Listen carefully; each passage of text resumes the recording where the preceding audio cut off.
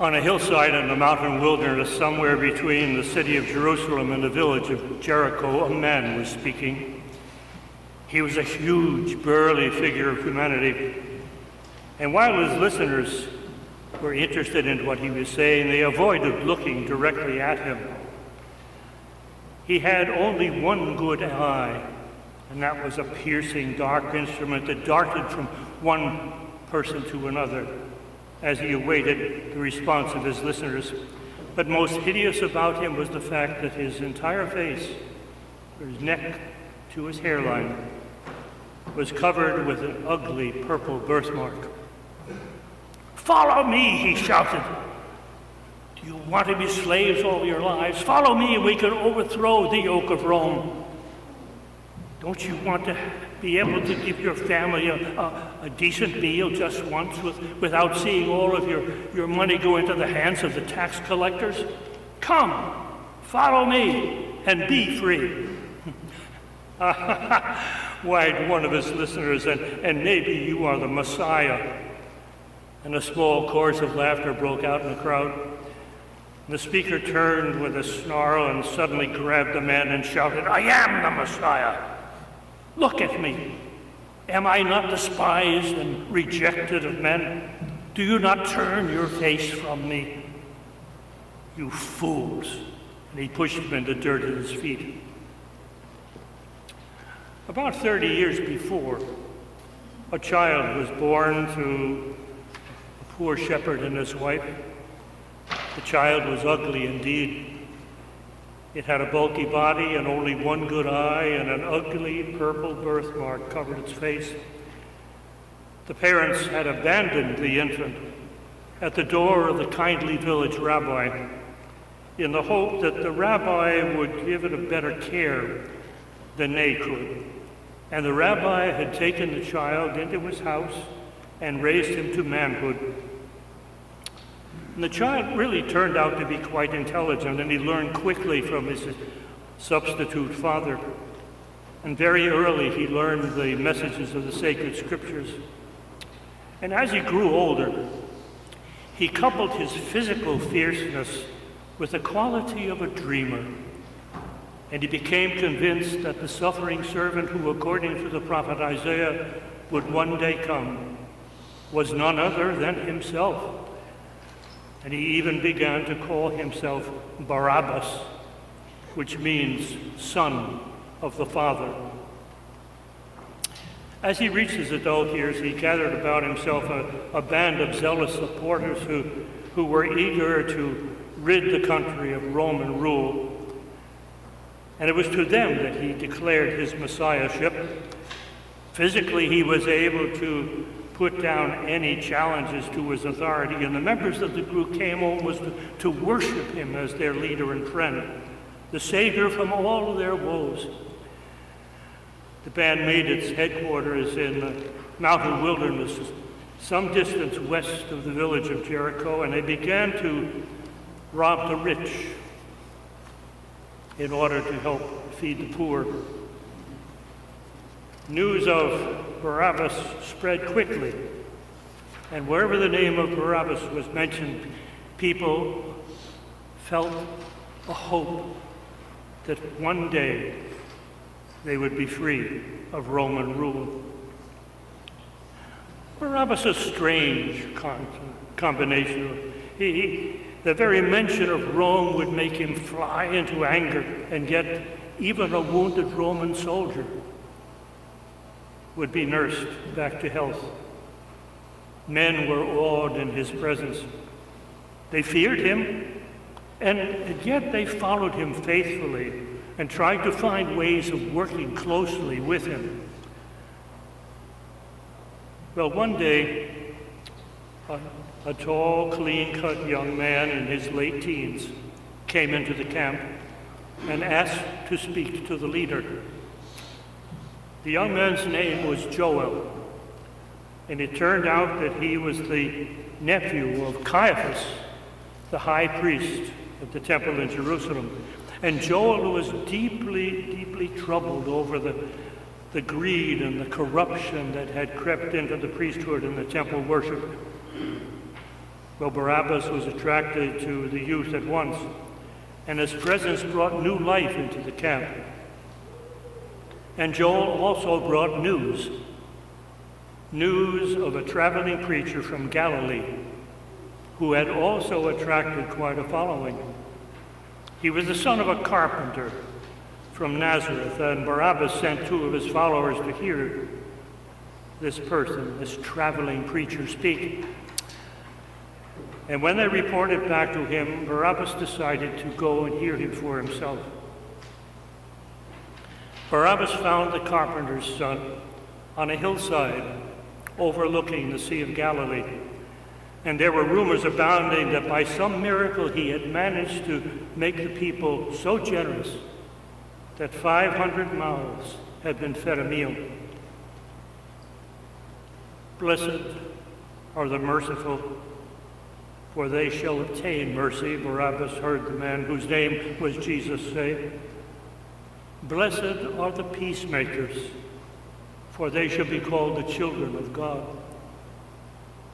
Blessed are the pure in heart, for they shall see God. And there was a clamor among Jesus' listeners to crown Jesus as their king and overthrow the yoke of Rome. And Barabbas listened directly and intently to the Galilean's message. You have heard that it is written, you shall love your neighbor and hate your enemies. But I say to you, love your enemies as well.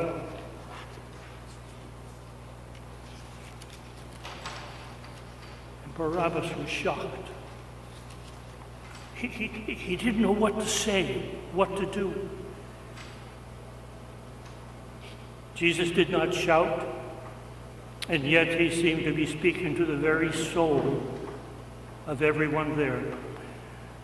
And someone shouted, "Crown Jesus as our king! Crown Jesus as our king!"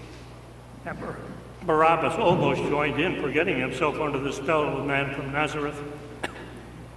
But Jesus called for silence,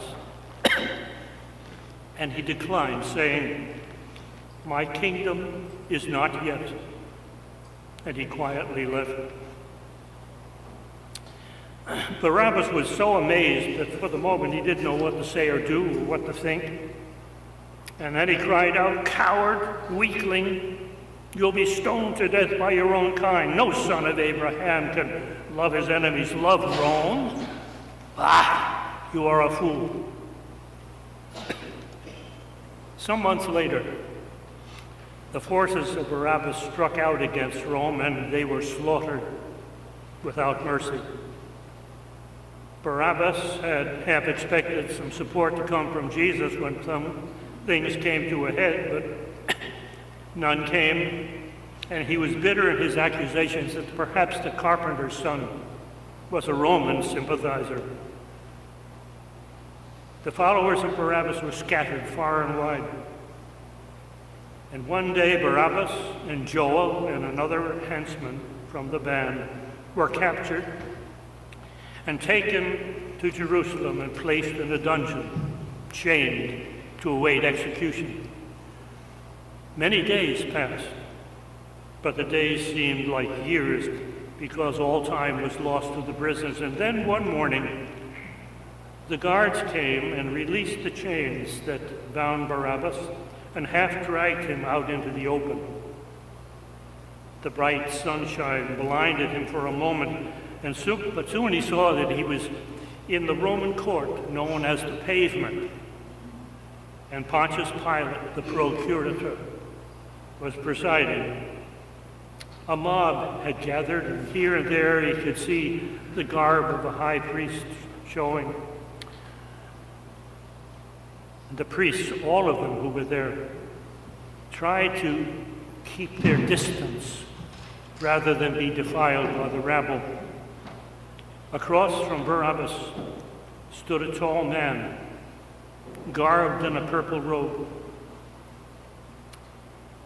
His hands were tied behind his back, and a crown of thorns had been pushed down on his head, and the blood dripped down his face and into the dust at his feet. It was the Galilean, Pilate looked at Barabbas and shuddered, and then, raising his hands for silence, he pointed first to Barabbas and then to the Galilean and snarled, "Here, which do you prefer? Jesus, your king, or Barabbas?" And suddenly, out from the crowd came, "Barabbas! Barabbas! Give us Barabbas to be freed!" Barabbas looked in the crowd and saw some of his old followers there. He smiled, but still he was amazed. The prophecy is fulfilled, he thought to himself. I am the Messiah. But Pilate was speaking again. "And what would you have me do with Jesus, your king?" "Crucify him! Crucify him!" he shouted. And so it was that the soldiers, followed by the crowd, led Jesus to the top of a hill called Golgotha, where 3 crosses had been prepared for victims. The Galileans was to be in the center, and on either side 2 others, revolutionaries it was said, were to be impaled. Barabbas and some of his followers who had rallied to his side pushed to the front of the crowd, and there he saw Joel, the nephew of the high priest, and the other henchmen that had only a short while before had been with him chained in the dungeon. They were the revolutionaries. Barabbas rushed over to Caiaphas, who was standing off to one side, and he cried out, "Why don't you stop them? That is your nephew." "Ah, he is a fool," said Caiaphas. "Let him die."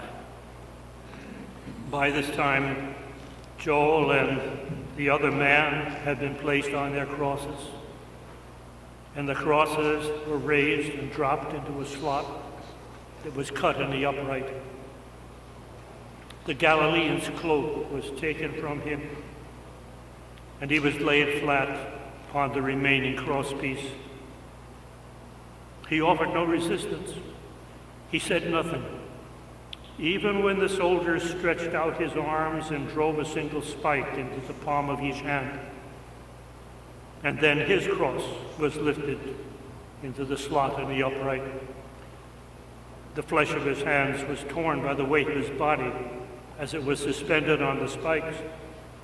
And then his feet were drawn together and fastened to the upright in a single long spike. The mob, which had been taunting him all the way up Golgotha, was now hushed, as each blow of the hammer drove the spike through the flesh and bone and then into the wood. And then, as the soldiers withdrew, the crowd drew closer and they began to taunt again, and throwing stones and spitting upon the crucified. One man rushed up to the center cross and said, "Men of Israel, behold your king!" And a mob shouted with glee, and more stones were thrown. Still, there was no response. No words of reproach came from the dying carpenter's son. Then suddenly he lifted his head and cried, "Father, forgive them, for they know not what they do." And laughter increased, and someone called out, so he's the Son of God, is he? Well, if he is, let God come down and save him. Although it was only noon, the sky had begun to darken, and the air had become stifling hot. Clouds of an impending storm were gathering on the horizon in all directions. A low rumble of thunder could be heard in the distance, and occasionally a gust of wind would toss a whirlwind spiral of dust into the air. And the 2 men on either side of Jesus writhed in pain as each movement made their wounds deeper. And suddenly the one who had been Barabbas' henchman cried out, "If you are the Messiah, save yourself and us." But Joel called across to him, saying, "Have you no fear of God? We are receiving what we deserve, but this man has done nothing wrong." And then, turning to Jesus, Joel said, "Master, remember me when you come in your kingdom." The crowd grew silent. What would the Galileans say to this, if indeed he spoke at all? Jesus turned his head to Joel. "My son," he said gently, "today you will be with me in paradise."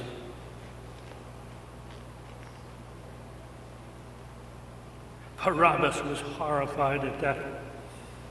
Paradise indeed. What paradise was there at all in the valley of Hinnom, where the bodies of all criminals were dumped? Barabbas had come to love Joel, and tears welled up in his one good eye as he watched and could do nothing. And yet, there was something different about the young man. His face had taken on a look of contentment. He seemed to have the assurance of something far beyond their present experience. The sky had become darker now. Barabbas could only see the faint outline of the dying men.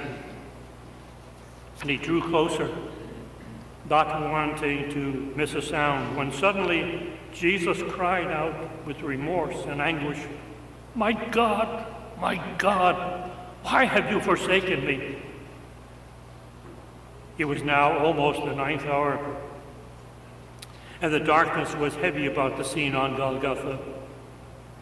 Occasionally, a flash of lightning would light the scene of horror, and the crowd had become silent, and the only sounds that could be heard were the roll of thunder in the distance and the groans of the dying men.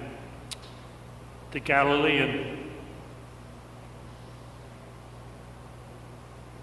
had his breath coming much harder. He sighed as though the weight of the whole world were on his shoulders. Standing not far from the center cross was a woman who wept bitterly and rested her head upon the shoulder of a young man. Jesus looked down at the pair and said to the woman, "Woman, behold your son." And to the man he said, "Son, behold your mother." And then he closed his eyes, and his head hung loosely to one side. He spoke softly, and only those who were close by heard him say, "I thirst." And one of the crowd dipped a sponge into a cask of vinegar, put it on a stick, and raised it to the Galilean's lips. And he opened his eyes and looked directly at Barabbas, and then shook his head and refused the liquid. And still looking at Barabbas, who drew back now, unsure of his step, unsure even of himself at this point. Barabbas looked on with fascination as the Galilean lifted his head and fixed his eyes on something, someone, visible only to himself on the horizon. And then he spoke with triumph and contentment. He said, "It is finished." His head sank upon his breast, and only those who were close by heard his final words. "Father, into thy hands I commit my spirit." Instantly, a blade of lightning flashed across the sky, blinding the crowd for a moment. The earth began to tremble and shake. People clung to one another. The help came, remained standing, and one of the crosses reeled in the shaking, and there was a scream of pain, and the mob began to run away to the city. They were terrified, for it seemed as though the whole wrath of God was upon them. And then the sun, piercing the rolling clouds, cast a shaft of light brilliantly illumining the center cross. Barabbas looked at the face of Joel and saw contentment. He looked at the face of Jesus and saw triumph. The Son of God was dead. For as one of the Roman soldiers had said, surely this man was the Son of God. On a hillside in the mountain wilderness, somewhere between the city of Jerusalem and the village of Jericho, a man was speaking. He was a huge, burly figure of humanity, and his listeners, while interested in what they were saying, avoided looking at him. He had only one good eye, and that a piercing, dark instrument that darted from face to face as he looked for a reaction from his listeners. Most hideous about him, however, was that his face was covered with an ugly purple birthmark from his hairline to his neck. And yet, while his countenance was hideous, it was also radiant. And his listeners were warmed as he spoke, saying, and my Master Jesus said, blessed are the merciful, for they shall obtain mercy. Blessed are the peacemakers, for they shall be called the children of God. Blessed are the pure in heart, for they shall see God. Amen.